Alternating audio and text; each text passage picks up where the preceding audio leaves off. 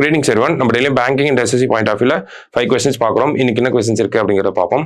First question, after becoming the prime minister for the third time, which was the first country to be visited by Prime Minister Modi அப்படின்னு சொல்லி கேட்டிருக்காங்க.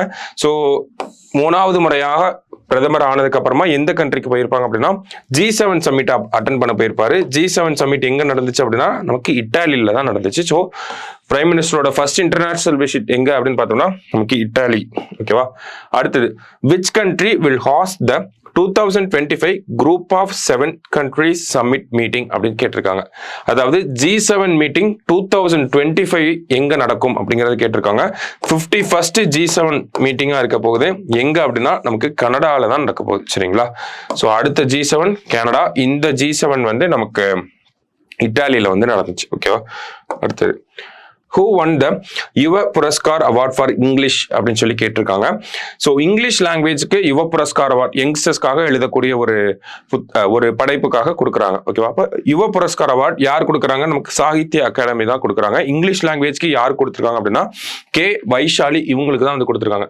அதாவது இவங்க ஒரு புத்தகம் எழுதியிருப்பாங்க. என்ன அப்படின்னு பார்த்தோம்னா ஹோம்லெஸ் அப்படிங்கிற தலைப்புக்கு கீழே growing up as a lesbian and dyslexic in India அப்படிங்கிற இந்த புக்குக்காக தான். ஹோம்லெஸ் அப்படிங்கிற தலைப்பு, அதுக்கு கீழே growing up as a lesbian and dyslexic in India அப்படிங்கிற அந்த ஒரு புத்தகத்துக்காக தான் வைஷாலி அவங்களுக்கு விருது கொடுக்கப்பட்டிருக்கு.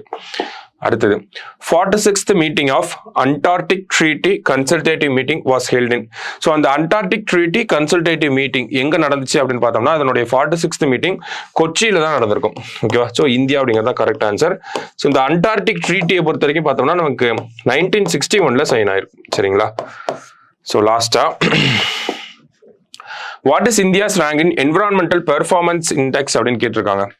ஸோ என்விரான்மெண்டல் பெர்ஃபார்மன்ஸ் இண்டெக்ஸை பொறுத்த வரைக்கும் இந்தியாவோட ரேங்க் பார்த்தோம்னா 176th இருக்கும். ஓகேவா? 2024 176 அவுட் ஆஃப் 180 கண்ட்ரிஸ்.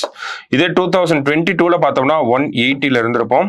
இது 2020 ரேங்கிங்ஸ், இது 18 ரேங்கிங்ஸ். பார்த்தோம்னா நம்ம பாட்டம்லேயே தான் இருப்போம். ஓகேவா? ஸோ இந்த வருஷம் பார்த்தோம்னா 2024 176 அப்படிங்கிற ரேங்க்ல இருக்கும். சரிங்களா? ஸோ இன்னைக்கு ப்ரிலிம்ஸ் பாயிண்ட் ஆஃப் வியூல ஒரு 5 கொஸ்டின் பார்த்துருக்கோம். நாளைக்கு 5 கொஸ்டின்ல மீட் பண்ணலாம். தேங்க்யூ.